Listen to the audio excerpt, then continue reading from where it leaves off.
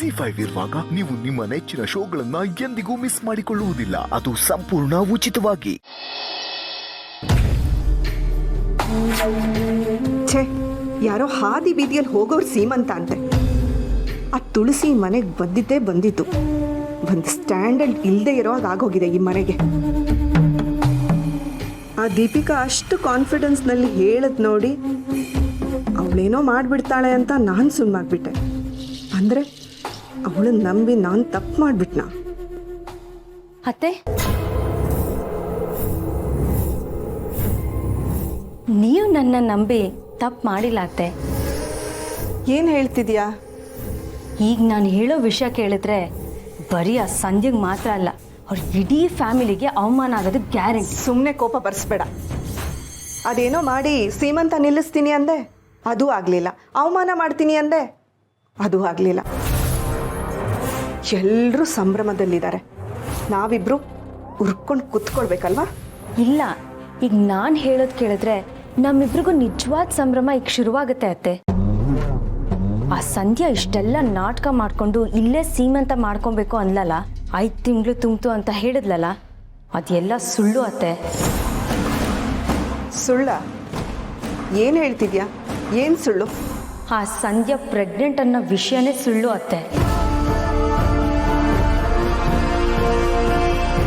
What? ಅತ್ತೆ, ಈಗ ತಾನೇ ತುಳಸಿಯವರು ಸಂಧ್ಯಂಗೆ ಸೀರೆ ಉಡ್ಸಕ್ಕೆ ಹೋಗ್ತಿದ್ರು. ನಾನು ಅಲ್ಲೇ ಇದ್ದೆ. ಅವಳು ಯಾಕೋ ಸೀರೆ ಉಡ್ಸೋಕ್ಕೆ ಯಾರನ್ನೂ ಒಳಗೆ ಬಿಡ್ತಿರ್ಲಿಲ್ಲ. ನಂಗೆ ಯಾಕೋ ಡೌಟ್ ಬಂದು ಅಲ್ಲೇ ನಿಂತ್ಕೊಂಡಿದ್ದೆ.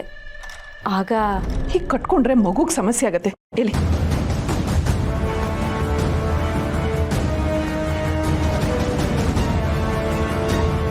ಇಷ್ಟು ದಿನ ಇದನ್ನ ಇಟ್ಕೊಂಡು ಗರ್ಭಿಣಿ ಅಂತ ಸುಳ್ಳು ಹೇಳ್ಕೊಂಡು ಓಡಾಡಿದ್ಯಾ? Oh my god, are you sure? 100% sure ಅತ್ತೆ. ನಾನೇ ನನ್ನ ಕಣ್ಣಾರೆ ನೋಡಿದ್ದೀನಿ. ಅಂದರೆ ಅವಳಿಗೆ ಹೊಟ್ಟೆಲ್ ಮಗುನೇ ಇಲ್ಲದೆ ಇಷ್ಟು ದಿನ ಇಷ್ಟೆಲ್ಲ ನಾಟಕ ಮಾಡಿದ್ಲ? ಆಮೇಲೆ ಅಬೋಷನ್ ಆಯಿತು ಅಂತ ಹೇಳಿ ಈ ವಿಷಯನ ಹಾಗೆ ಮುಚ್ಚಾಕ್ಬೇಕು ಅಂತ ಪ್ಲ್ಯಾನ್ ಬೇರೆ ಮಾಡ್ತಾ ಇದ್ದಾಳೆ. ನಾನು ಈಗಲೇ ಹೋಗಿ ಎಲ್ರಿಗೂ ಹೇಳೋಣ ಅಂತ ಬಂದೆ. ನೀವು ಟೆನ್ಷನ್ ಮಾಡ್ಕೊಂಡಿರ್ತೀರ ಅಲ್ವಾ, ಈ ಖುಷಿ ಸುದ್ದಿನ ನಿಮ್ಗೆ ಹೇಳೋಗೋಣ ಅಂತ ಬಂದೆ. Good, very good Deepika. ನೀನು ಇವತ್ತು ಮಾಡಿರೋ ಕೆಲಸ ಎಕ್ಸಲೆಂಟ್. ಥ್ಯಾಂಕ್ಸ್ ಅತ್ತೆ. ನಡೀರಿ, ಇವತ್ತು ಸಂಧ್ಯನ ಮರ್ಯಾದೆ ಜೊತೆಗೆ ಅವ್ರ ಇಡೀ ಮನೆಯವ್ರ ಮರ್ಯಾದೆನ ಮಣ್ಪಾಲ್ ಮಾಡೋಣ. ಒಂದು ನಿಮಿಷ ದೀಪಿಕಾ, ನೀನು ಯಾರನ್ನೋ ಸುಮ್ಮನೆ ತಳ್ಳಿಬಿಟ್ರೆ ನೋವಾಗಲ್ಲ.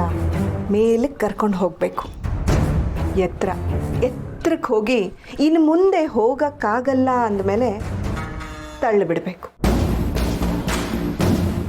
ಆಗ ಬೀಳೋ ನೋವು ಜೀವನ ಪೂರ್ತಿ ನೆನಪಿರುತ್ತೆ. ಅರ್ಥ ಆಯ್ತಾ? ಅಂದರೆ ನಾನಿವತ್ತು ಹೇಳೋದು ಬೇಡವಾ?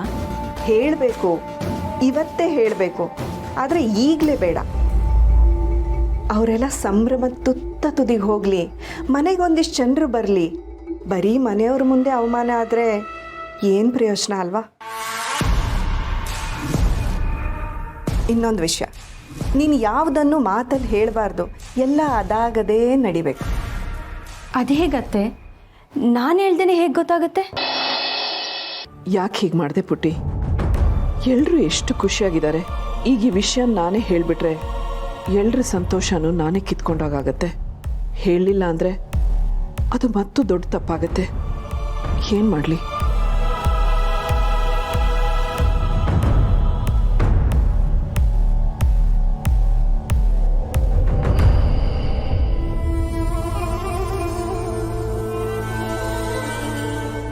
ಅಮ್ಮ, ತೀರಾ ಗಿಲ್ಟಿಟ್ಕೊಂಡು ಸತ್ಯ ಹೇಳ್ಬಿಡ್ಬೇಡ ಪ್ಲೀಸ್.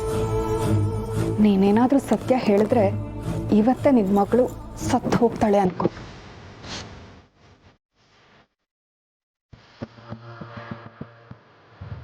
ತುಳಸಿ ಆ ರೂಮಿಂದ ಬಂದಾಗಲಿಂದ ಒಂಥರ ಇದ್ದಾಳಲ್ಲ. ಈಗ ಹೋದವಳು ಬೇರೆ ಏನೋ ಗುಟ್ಟು ಮಾತಾಡ್ತಾ ಇದ್ದಾಳೆ. ಏನಿರ್ಬಹುದು? ಅಮ್ಮ, ಮೊದಲು ನೀವು ಆರತಿ ಮಾಡಿಬಿಡಿ.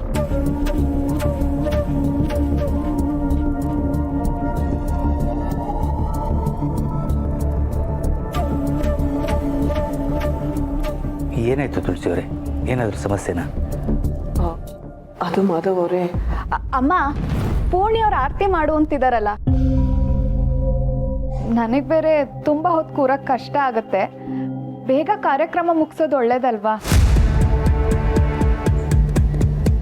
ಹೌದು ತುಳಸಿಯವರೇ, ನಮ್ಮ ಮನೆ ಮಗಳ ಸೀಮಂತ ನೀವೆಲ್ಲ ಖುಷಿಯಾಗಿ ಹರಿಸ್ಬೇಕು.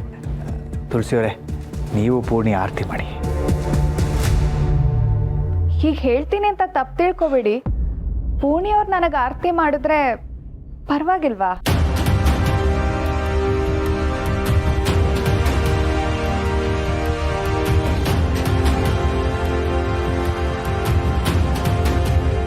ಯಾಕೆ ಹಾಗೆ ಕೇಳ್ತಿದ್ಯಾ ಸಂಧ್ಯಾ? ಹಾಗಲ್ಲ, ಅವ್ರಿಗೊಂದ್ಸಲ ಅಭಾಷಣ ಆಗಿತ್ತಲ್ಲ, ಅವ್ರು ನನಗೆ ಆರತಿ ಮಾಡಿದ್ರೆ ಆಮೇಲೆ ನನಗೂ.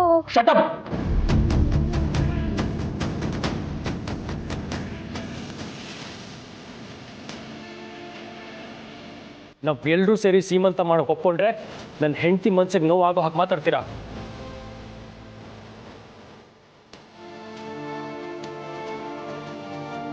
ಇನ್ನು ಒಂದು ಮಾತು ಅವಳಿಗೆ ಹರ್ಟ್ ಆಗೋ ಹಾಗೆ ಆಡಿದ್ರೆ ಇದನ್ನೆಲ್ಲ ಇಲ್ಲೇ ನಿಲ್ಲಿಸಿ ನಿಮಗೆ ಮನೆ ಕಳಿಸ್ಬೇಕಾಗತ್ತೆ.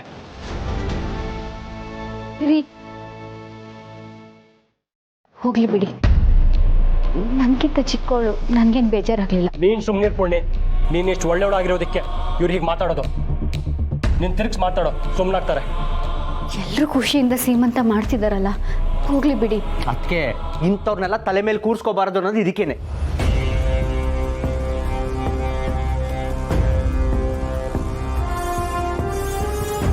ಪುಟಿ, ಪೂರ್ಣಿಗೆ ನೋವಾಗೋಗಿ ಮಾತಾಡಿದ್ರೆ ನಾನು ಸುಮ್ಮನಿರಲ್ಲ.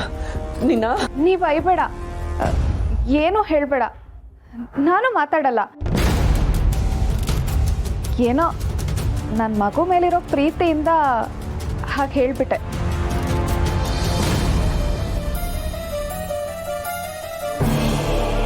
ಎಲ್ರಿಗೂ ಅವ್ರವ್ರ ಮಕ್ಕಳ ಮೇಲೆ ಪ್ರೀತಿ ಇದ್ದೇ ಇರುತ್ತೆ. ಹಾಗಂತ ಇನ್ನೊಬ್ಬರಿಗೆ ನೋವು ಕೊಟ್ಟು ಅದನ್ನು ವ್ಯಕ್ತಪಡಿಸ್ಬೇಕು ಅಂತ ಏನಿಲ್ಲ. ಹೇ ಓಡೋದವಳೆ ಗಿರ್ಗಿಟ್ಲೆ ಅಪರಂಜಿ, ಈ ಹೊತ್ತು ನೀನು ಇಲ್ಲಿ ಕೂತ್ಕೊಂಡು ಸೀಮಂತ ಮಾಡಿಸ್ಕೊತಿದ್ದೀಯ ಅಂತಂದ್ರೆ ಅದಕ್ಕೆ ಅವಳು ಒಳ್ಳೆ ಗುಣ ಕಾರಣ ಗೊತ್ತಾ?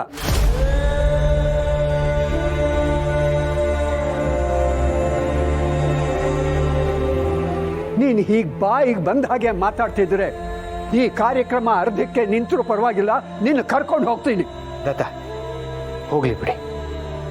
ಸಂಧ್ಯಾ ಹತ್ರ ನಾನು ಮಾತಾಡ್ತೀನಿ. ನೋಡು ಸಂಧ್ಯಾ, ದಯವಿಟ್ಟು ಅಪ್ಪಿ ತಪ್ಪಿನೂ ನಮ್ಮ ಪೂರ್ಣಿಗೆ ನೋವಾಗೋ ಮಾತಾಡ್ಬೇಡ. ಅವಳು ಈ ಮನೆ ದೀಪ.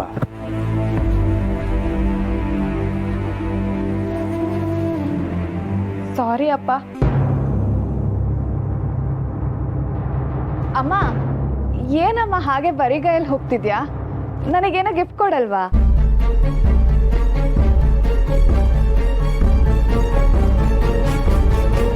ತುಳಸಿಯವರೇ, ZEE5 ಆಪ್ ಡೌನ್ಲೋಡ್ ಮಾಡಿ ಎಲ್ಲಾ ಸಂಚಿಕೆಗಳನ್ನು ಸಂಪೂರ್ಣ ಉಚಿತವಾಗಿ ನೋಡಿ.